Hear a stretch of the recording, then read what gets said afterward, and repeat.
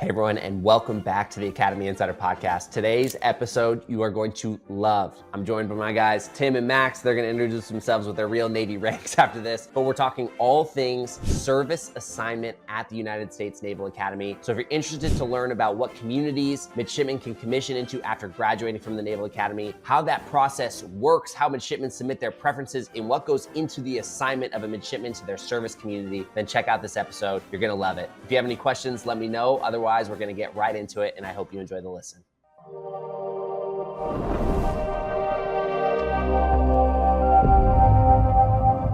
The Academy Insider Podcast is sponsored by the Vermeer Group, a residential real estate company that serves the United States Naval Academy community and other select clientele in both California and Texas. If I can ever answer a real estate related question for you or connect you with a trusted Academy affiliated agent in the market which you're in, please reach out to me directly at grant@thevermeergroup.com. You can also reach out to me on my LinkedIn page, Grant Vermeer, and I'd be happy to respond to you there. Thank you so much. And now let's get back to the episode. All right, hey everyone, and welcome back to the Academy Insider Podcast. Tim and Max, thank you so much for taking the time to join us today and give a little bit of insight into this whole process. Before we get there, do you mind just giving a brief introduction of yourselves? Again, who you are, how you ended up in the Navy, and then kind of how you've landed back at the Naval Academy and what your current assignment and role currently is.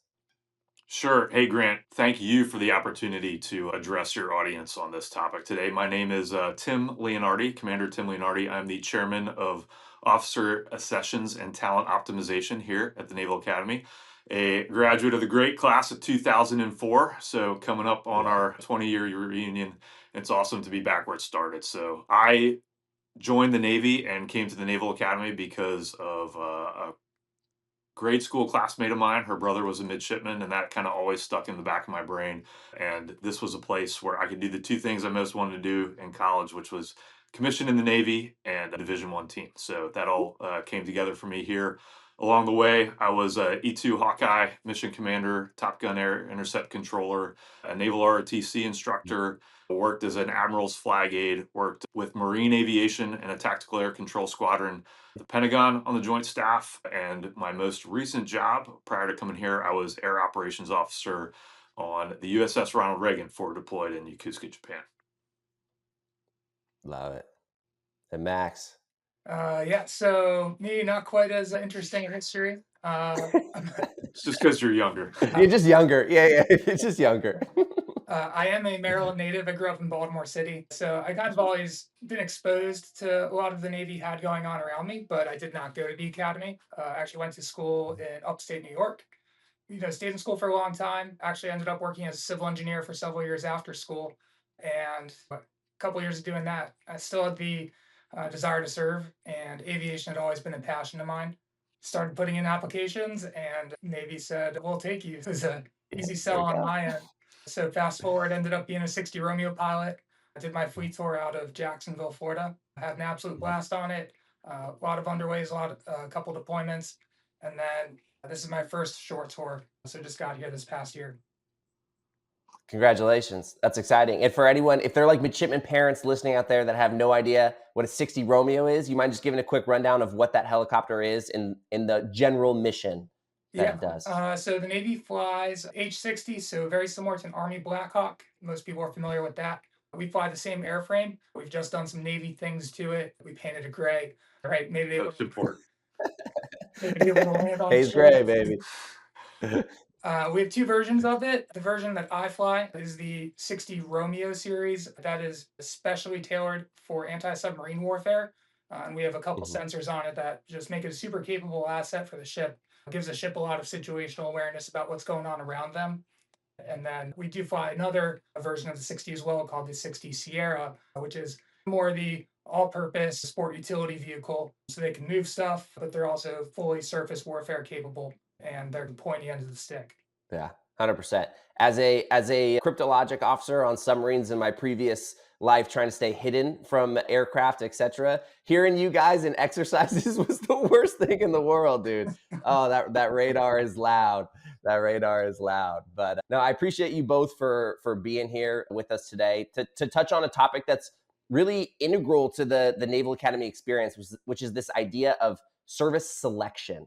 And I know we maybe have a difference in verbiage here. So, Tim, if you Yeah, don't mind, again, when everyone here uses the term service selection, is that even correct? man, Or if what you kind of could what's your grant thoughts me there? one wish, or at the end of this podcast, my one wish would be is that everyone who listens abandons the term service selection because that stopped in 1994 and we talk about service Mhm. assignments. So no kidding, the class of 1994 in their order of Mhm. merit marched down to Memorial Hall and they had pilot, surface warfare slots on the board and they took them off the board in order, and that was service selection, aptly named, and it had been going on that way for a long time. And as we know, the Navy is big on tradition, and sometimes it takes us a while to stop calling things what they are. Now that is not the case. As we're going to talk today, we have a very robust process.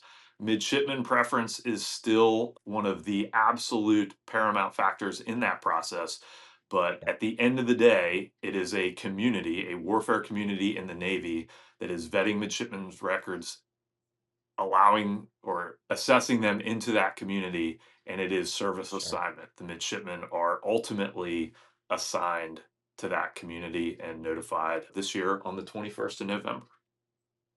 Absolutely.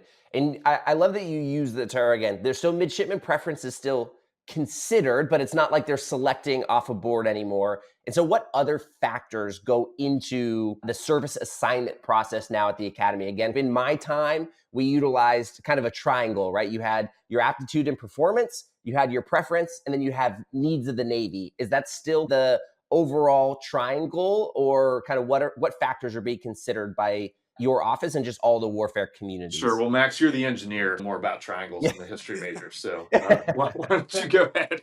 yeah, I would say that paradigm, that triangle, it's probably very similar slide to the one that you saw when you were here. Those are still Sure. the three core factors that are all going into it. Now, depending where we are in the service assignment stage, right, the weight, we're kind of at, particular end of that triangle, whether it's performance or preference or aptitude or needs of the Navy.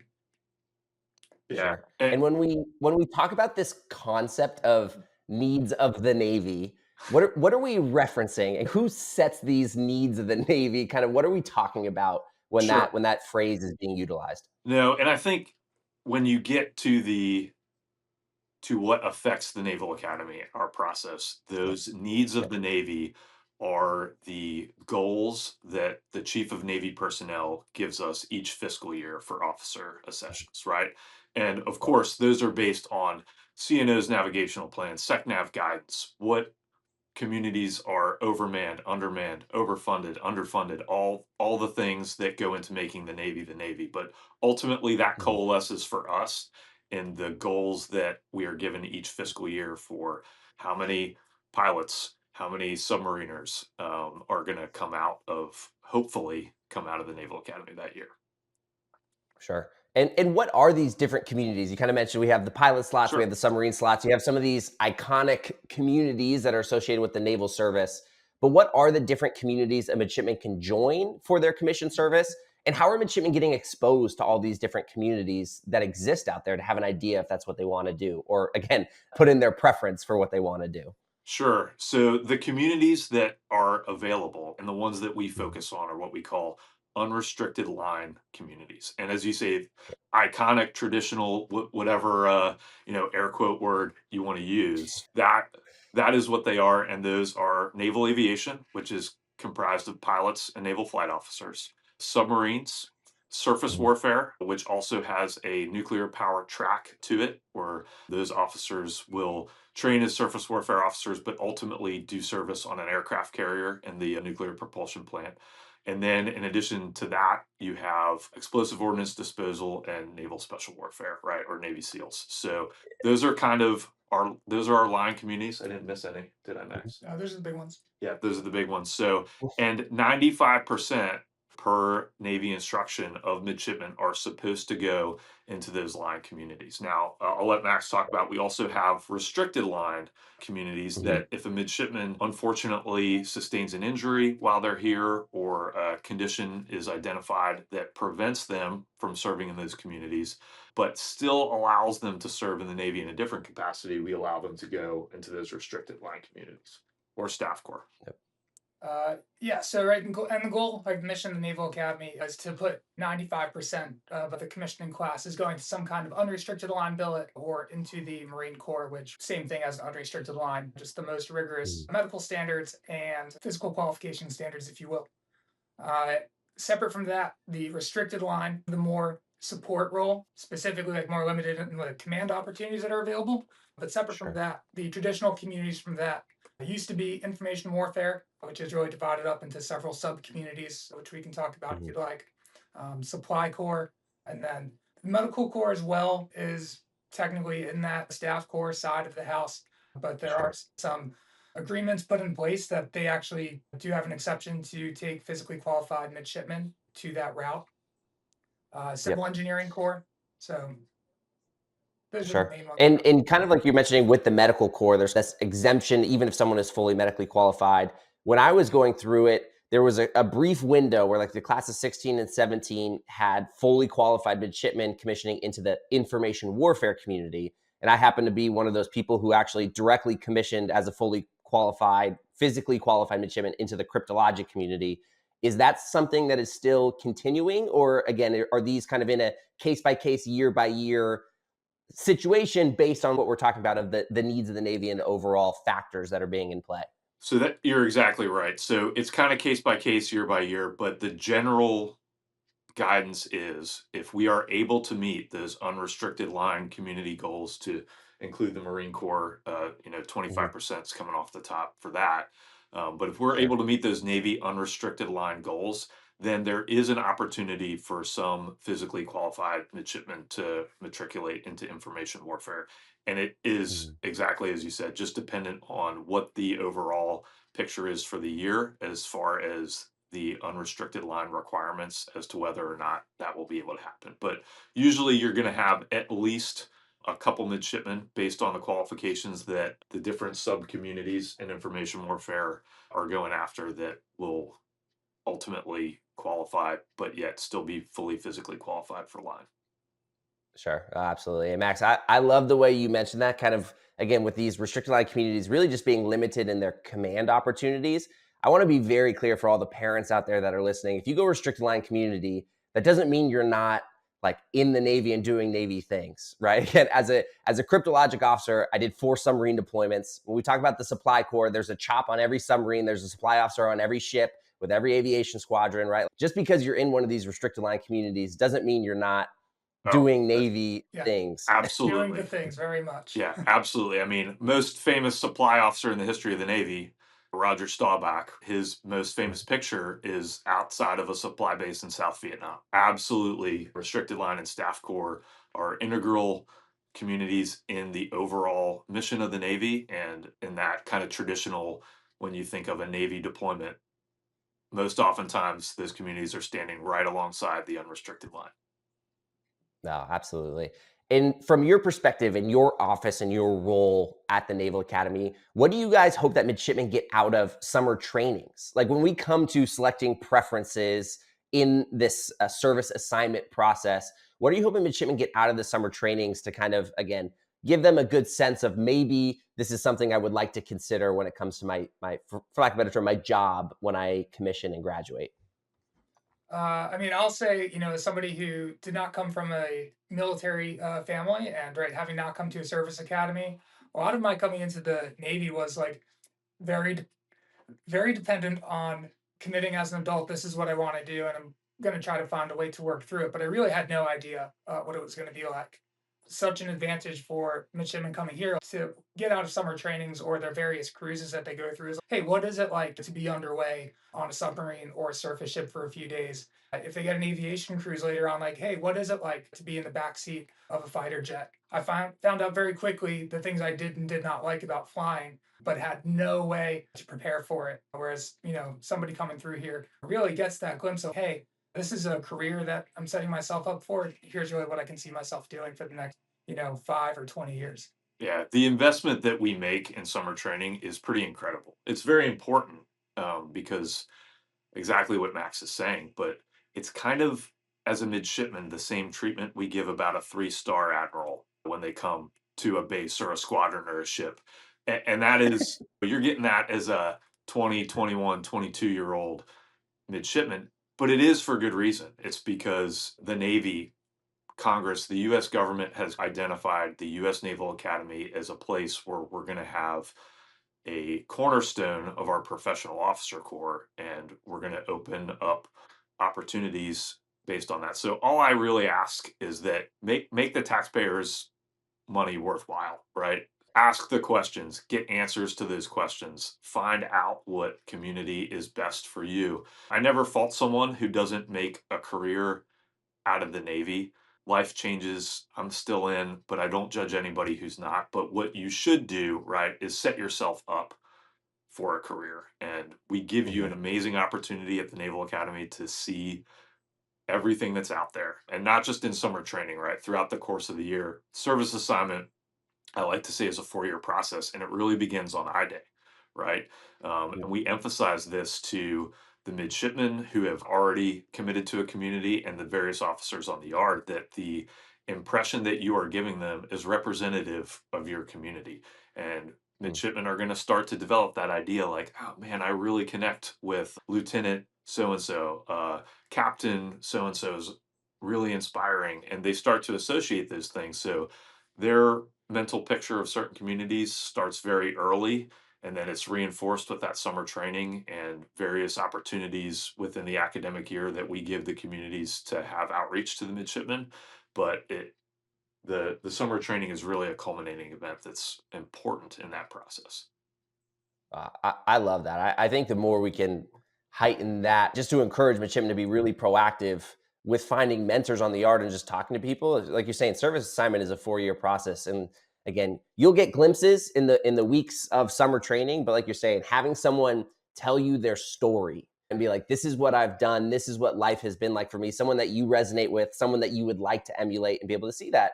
And that's so cool about the academy is that every company officer, every senior enlisted leader, every instructor on the yard, they come from different communities, right? You could have quite literally, a gunnery sergeant, infantry like type individual paired with a helicopter pilot as the company officer, SEL type thing. And then you have an EOD officer with a Navy submariner and all these different things. So there's so many people in the yard to provide all these different perspectives that it doesn't just come down to summer training. And I love that you highlighted that, which is that this is a 4-year process, and there are resources every step of the way for midshipmen to get a good sense of a community that they would like to be in and resonate with as they put in their preferences for service assignment. And so, with the actual putting in of preferences, I do want to dive a little bit more into the tactical, detailed side of the midshipman life, which is, when do midshipmen actually put in their preference for service assignment? And what is that process? Is this an online system? Is it a Google sheet, like a Google form, or is there a mid system? Kind of like, what are midshipmen actually doing to indicate their interest in community? Yeah, so leading up to it, so leading up to like the no joke preference entry, so we do have what we call career interest surveys that every year the brigade takes, and that's just kind of right, very simple. Like, here are the communities that like I'm thinking about or I'm interested in, and it's like a one, number one through number six is what they get to put down on the sheet. So that might be Marine Corps, Naval Aviation, composed of Navy pilot, and then a Naval Flight Officer, surface warfare, etc. So we collect those throughout their time here, and that's how we build the engagement events towards the midshipmen to expose them through the process. So they take that survey each year as a plebe, as a youngster, as a second class, at the beginning of their first year, pretty much as soon as the academic year starts. That is the no joke. It is all done online. We have our own in-house system for doing it. It's called MIDS. Uh, Same thing when you were here. Yeah. Same thing when I was here. The only thing that was familiar was that MIDS homepage. Yep. Staying true to Yeah, tradition. No, no exactly. need to evolve or iterate something that's worked for a long Yep, time. We're indeed. good. No, yeah, right. Very much. It's a Windows 98 experience, which probably all of us have known and loved. For them, it just looks archaic, but we own that process, and it's usually about a week that they have to enter those preferences. They get a little special Mhm. link that they can click on, and they will rank their top 6 service preferences. each year based on what OpNav puts out. It may fluctuate a little bit, but in general, like the major communities that we've spoken about are what's available.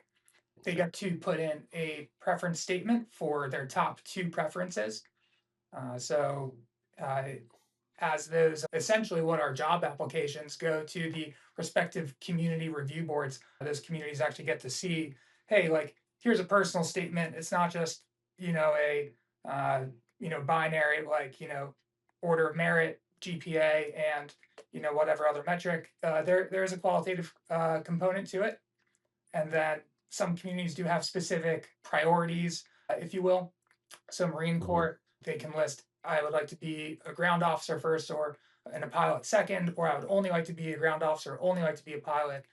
Some other communities go more in depth. For example, information warfare. I don't know if they were doing this when you were here, but information warfare separately puts out their own Google form essentially and asks the midshipmen, hey, within information warfare, out of our 6 disciplines, which ones are you interested in? And, Sure. and Max Yeah, brings I up a think that. real. Oh, go ahead. Sorry, Please, Grant. sorry, go. Yeah. I apologize for cutting you off. No, Max brings up a really important point. The MIDS service assignment preference entry is that umbrella. However, while they have 6 opportunities to list communities that they would like to commission into, the midshipmen, that is, they have to be qualified for those communities. So there are prerequisites in some of them. As you could guess, some of those are physical prerequisites, right? Sure. Some of those are summer cruise experience prerequisites, and some of those are more academic or test-based prerequisites. And the communities, via their representatives on the yard, set those to throttle the amount of midshipmen that are able to select that community to essentially make that initial assessment a little bit easier. So there could be the case where you only have the ability to put in 2 preferences in the mid Mhm. system because you don't have the qualifications to put in the other ones. But I would say probably on the order of at least half of the midshipmen will fully put in 6 preferences into their ranked waterfall. Yeah. Makes sense. Again, it's important because again, I know I'm gonna make this lighthearted, but if you showed up on plebe summer, there'd probably be like 150 to 200 kids who would put Navy Special Warfare to be a SEAL as like their first choice, Easily, right? easily. Right? That's just not the case, Yeah, right? It's just not going to be no, the case. It's like you're saying, there are multiple times through your time at the academy. There's an actual SEAL screener during their second class year. They have to go to SOAS, a summer training, to even qualify, like you're saying, to even then select and put correct, it as a choice for their service assignment, right? And so, correct. like, there are a lot of filters throughout the way for multiple communities, so as to, again, like you're saying, and I really like this from, again, I really want to highlight what you touched earlier, is that this is service assignment. Now, this is a two-way street. There is input from both the midshipmen, but also the communities. There are qualifications, there's performance, and all these different aspects that go into this overall process, right? That go Right. into this And the overall process. standard, this is really the first touch point that the midshipmen get with a phrase that the Navy throws around a lot, which is best and most qualified. And that is the golden standard of every competitive Navy board process that there is. And I think it's important for your audience to break that down just a little bit, if I could, because Please. in the context of those words, there is implied competition, right? So Mhm. there are some communities that are more popular than others and will have midshipmen put that as their first or second choice that will greatly exceed the number of spots that we have in that needs of the Navy corner of that Mhm. triangle. Maybe every single one of them is fully qualified for that community. Mhm. So then it falls on that community to decide who is the best and most qualified. And unfortunately, because of the competitive nature of that process, sometimes you are fully qualified, but you're not best and most qualified for that community. And then at that Sure. point, the next community that you put on your preference list is going to assess your record, your performance. Again, the whole person concept, not just the grades, not just the PRT score. And they're going to go through that same measure. And it's really, I don't want to say stressful, but the communities take it very seriously, right? So every Right. time they get another midshipman that's waterfalled from a first choice to a second choice, their pool is different. and they have to apply that best and most qualified standard to that new pool that they're looking at, because maybe they got someone that they're just that becomes one of their number one or number two people. And on the other hand, maybe they get somebody that also doesn't meet the best and most qualified standard for that community, and then waterfalls to their third preference to be examined. Yep. Oh, absolutely. And kind of like you're talking about there, as we're talking about preferences, do you know on average, more or less from year to year, how many midshipmen get their first choice, their first preference that they've selected, and then second, and what on average are people expecting that they're receiving their, for lack of a better term, top two um, Sure. preferences in the assignment? Well, I like the top two because then we can give ourselves an A. Based on the class of 2024, it was 93%, which even at the number one public university in America, the Naval Academy, got to Right. get that plug in there, right? Uh, is still an A, right? So that's pretty good. And Max, the breakdown, I think was 83 and 10. Yeah.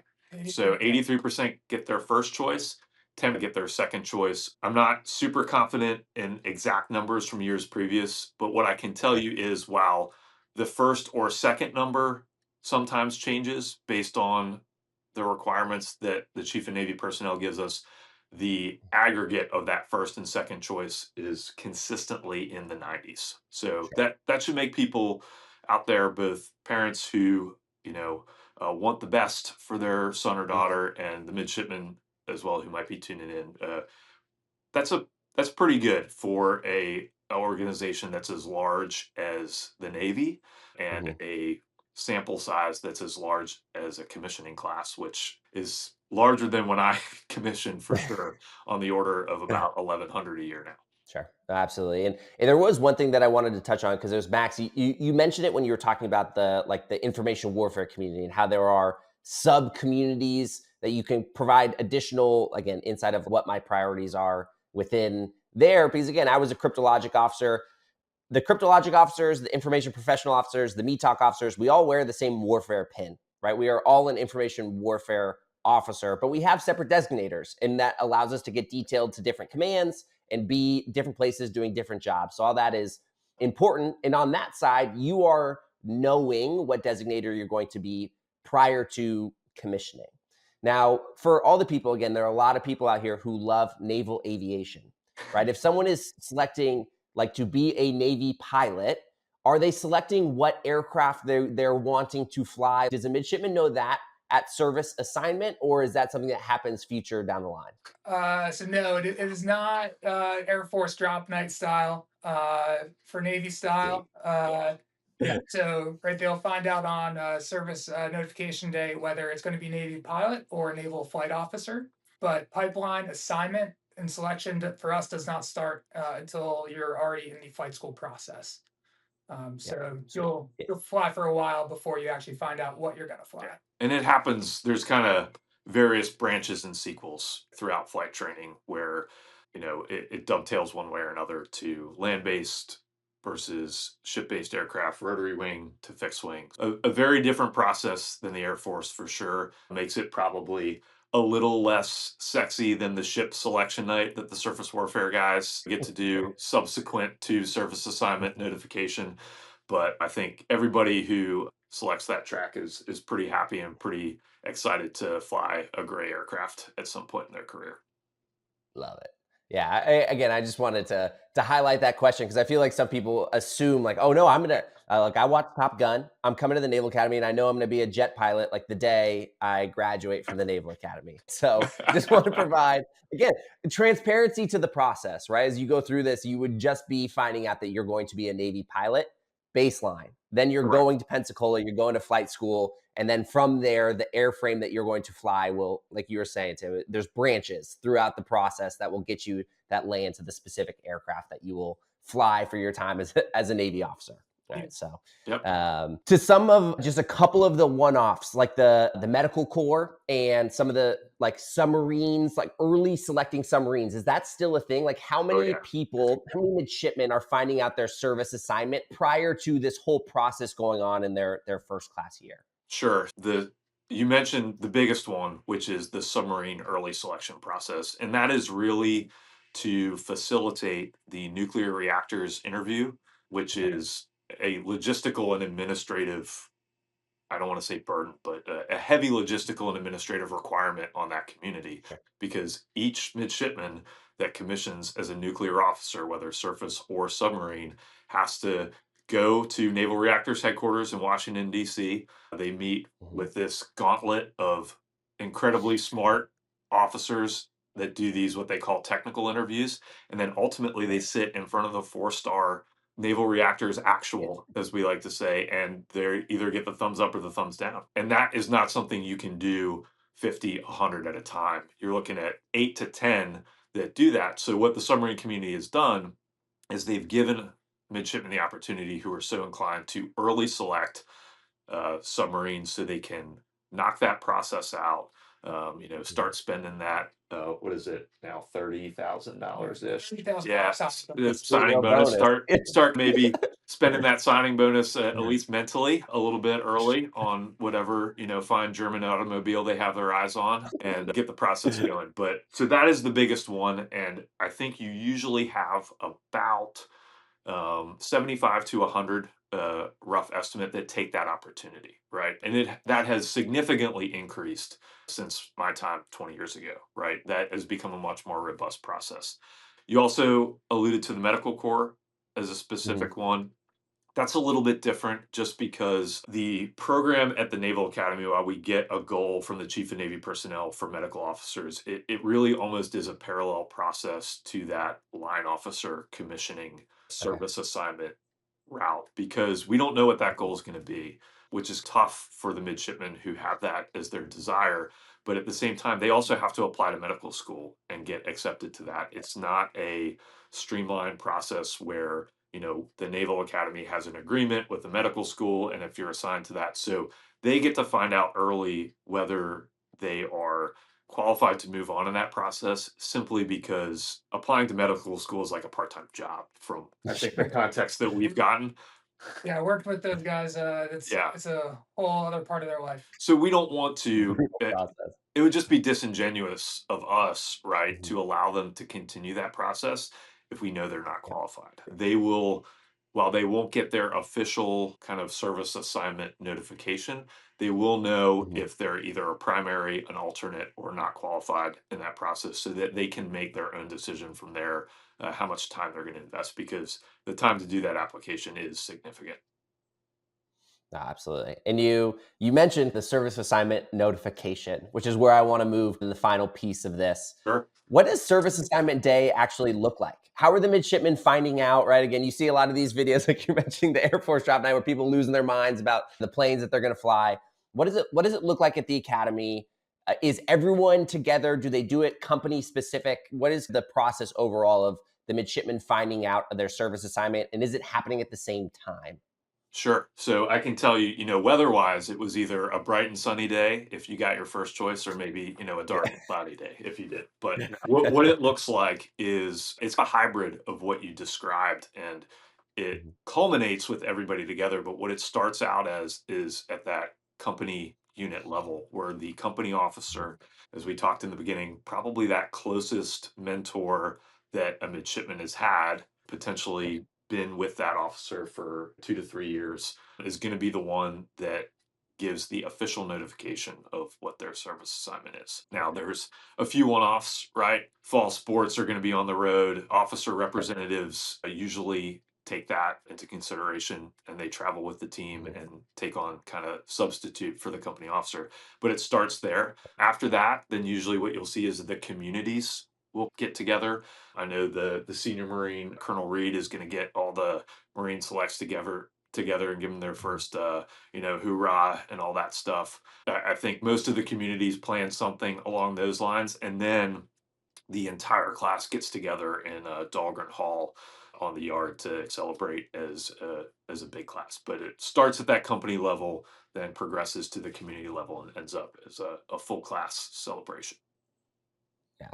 And just to highlight the one-off that you're talking about, that was me. So I was a varsity basketball player, and we were on a road game during during the service assignment process. So for me, my service assignment was quite literally Major Cruisinger, who was on the commandant's like operations staff, presenting it to me in front of the basketball team. So instead of being with my company, we were on the road. It happened at practice, which was cool. But much to your point, these are things that are pre-coordinated by the officer representative. So even if you are on the road, again, you're still going to be finding out your service assignment that will be coordinated and taken care of. It's not like you're just going to be left in the dark, Yeah. hopefully. It's something Right. that's So, important when you look at the culminating events that occur during 4 years at the Naval Academy. Besides commissioning, this is probably a close second behind that. So this is 100%. it's a big deal, and I think the entire Naval Academy community takes the service assignment notification very seriously and Mhm. does a great job of doing it in a way that respects the fact that not everybody gets their first or second choice, right? 93% minus 100% still gives you 7% who may be a little Yep. more disappointed than others, but also celebrates the achievement that it is. Absolutely. And you had mentioned communities will get together. And again, you become a part of your community now. And the Marine Corps is one of the, I would say, strongest in their sense of pride of being a Marine and having you come join their community. When I was a midshipman, they were shaving the heads again voluntarily of the people who wanted to Right. be Marines or had been assigned to be a Marine. Is that tradition still continuing? And are there any traditions in other communities for midshipmen who have just found out their service assignment? Yeah, so I don't want to speak for the commandant, but I still believe there is a 1 night moratorium on midshipmen shall not cut another midshipman's hair Brilliant. voluntarily, of course, for the Yep. Marines. And I think that honestly, Grant, other communities have seen that and they are starting to instill, which is why this year there is actually, I think, going to be for the first time a formal period in the timeline set aside for the community leads on the yard to meet with their midshipmen and formally welcome them Sweet. into the community rather than just that informal slap on the back during the class party in Dahlgren. I think we can thank the Marine Corps for putting a stake in the ground and having a really cool tradition. And I think you're going to see more, especially now that we've fenced off that time, each community welcoming their prospective ensigns and second lieutenants in a really special way. Absolutely. No, that's so cool. I'm really glad to see that, and I think that's again, it's a warm welcome into this next chapter of your life, right? And regardless of what community you're going to be a part of, again, I want to highlight this as you're talking about all these different aspects and putting your preference, whatever the case is. Again, at the end of the day, you're going to commission, even if it wasn't your first or second choice and your third choice, right? You're still going to commission to be an officer in the United States Navy or Marine Corps, right? And your job is going to be to take care of people, right? And you're still going to get that opportunity to make a really positive impact in people's lives, right? It may not be on the platform that you were hoping for primarily, but again, this opportunity to commission to still be an officer in the Navy Marine Corps and take care of the people who are there with you still lives on, right? Still lives on, and so Yeah. it's really great. And as we look forward now, again, a lot of our audience are parents of like plebes and people who are coming to Annapolis. What would your advice be to again to a plebe or again of all these things as parents are having conversations with their midshipmen about navigating their time as a midshipman to again have a best idea of what they would want to put as their preferences, right? As you're talking about like how to best figure this out so they have a good understanding of what they want to put in their preferences. And like Tim, like you were saying, utilizing this as a 4-year process and really maximizing it as a 4-year process. Yeah, and I think that is the most important thing, right? We're Mhm. the term mandatory fun, right? Um, you know, you can look at kind of summer cruise and the aviation brief to the third class and the Marine Corps brief to the plebe class. That's kind of the mandatory fun part of the process, right? And while that's important, right, and it is a regimented, fenced off, available opportunity for you to get exposure to the communities. I think the most important part is the informal part, right? Probably from your submarine units. Like Mhm. it probably wasn't the hail and bail that you were voluntold to go to where the bonds developed. It was throughout the course of your tour there. I know that was Mhm. certainly the case for the squadrons and the units that I've served in.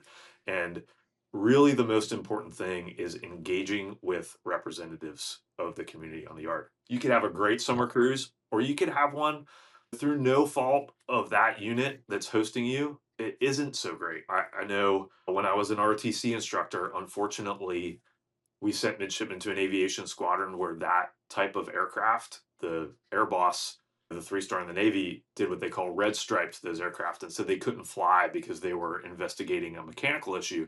So through no fault of that squadron's own, those midshipmen got a raw deal. And to walk away from that with an unfavorable impression, if that's all you did, it might be possible. But if you approach it as a 4-year problem and you engage Mhm. with community representatives and listen to old guys like me tell a few sea stories, I think you'll get a better idea of what you're getting into.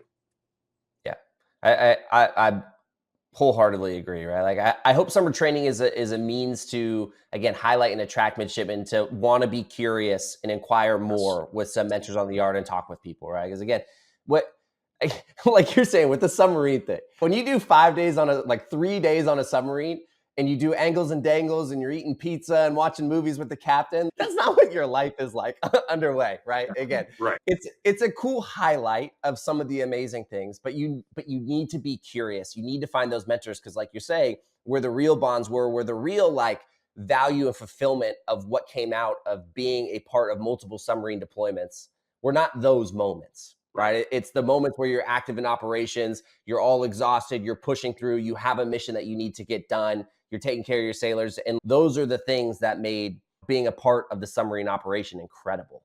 Right. But those are only things that happen when you're curious enough and proactive enough to find mentors and communities that are a part of these things that hopefully were highlighted in summer training where you're like, that would also be cool. Right. I think that would be cool. Now let me investigate further. Right. And so um, I really appreciate you highlighting the fact that like this is a 4-year service assignment process. And there's a lot of onus on the midshipmen to investigate themselves, to be very curious and to ask these questions. And so I love it. And as we start to wrap up here with one goat in there, a Naval Academy grad, and then Max, sorry, we still love you. Thanks for being a part of the Naval Academy now on staff. Happy to be here. What would be your recruiting pitch, more or less, for why young men and women should consider a service academy education? It's an incredible opportunity for all the right reasons, right? One, like service to country, right? Obviously, the right financial obligation being your payback in service, right? That's an incredible opportunity that the government affords to the American public. So I think there are thousands of applicants out there that should absolutely look into it from that end. And then the last part that we've been talking about is right the family and the camaraderie. I think what a lot of the midshipmen don't realize is that their class and their company mates, when they graduate, like it's not like a normal 4-year school where you scatter to the wind. Guess what? A month later, like you're still sitting after some leave, some grad leave, you're sitting back in training together as an ensign, as a second lieutenant, getting ready on how to do the nation's business. Yeah. Absolutely. And I think opportunity is the one word that I would use to highlight any service academy education, right? Because it's incredible. I was a ROTC instructor, also a very good opportunity. There is no one better commissioning source than another. You're not a better officer because you commission from the Naval Academy or OCS or ROTC, right? I think, we all know that very well from our fleet experience. But if you are self-aware enough as a 17 or 18-year-old to know that you want to make or possibly make military service a career, I think you would be foolish to not consider the opportunity that a service academy presents because you start to get to develop the best part of serving, which is the interpersonal connections and network that you develop a lot sooner Mm. than a traditional commissioning source. So the opportunity is just incredible. And not to mention that all service academies provide a world-class education. I know personally, right, had I not had the opportunity to come here, I do not think I would have gotten the level of education that I received as an undergraduate, and it's only gotten better in 20 years. Oh yeah, I love it. Well, gentlemen, thank you so much for taking the time to be here with us today. I'll turn it over to you if there's any last words or any last thoughts that you want to leave with the audience to conclude here. Otherwise, I greatly appreciate your time. Yeah, fly Navy. Yeah, absolutely, and beat Army. It beat Army. I love it. Well, gentlemen, thank you so much to the Academy Insider audience. I hope you really appreciated it and enjoyed this episode. If you have any questions, reach out to us. We'll be sure to get you pointed in the right direction. Thank you so much and have a great day. Thanks, Grant. Thank you so much for listening to this episode of the Academy Insider Podcast. I really hope you liked it, enjoyed it, and learned something during this time. If you did, please feel free to like and subscribe or leave a comment about the episode. We really appreciate to hear your feedback about everything and continue to make Academy Insider an amazing service that guides, serves, and supports midshipmen, future midshipmen, and their families. Thank you.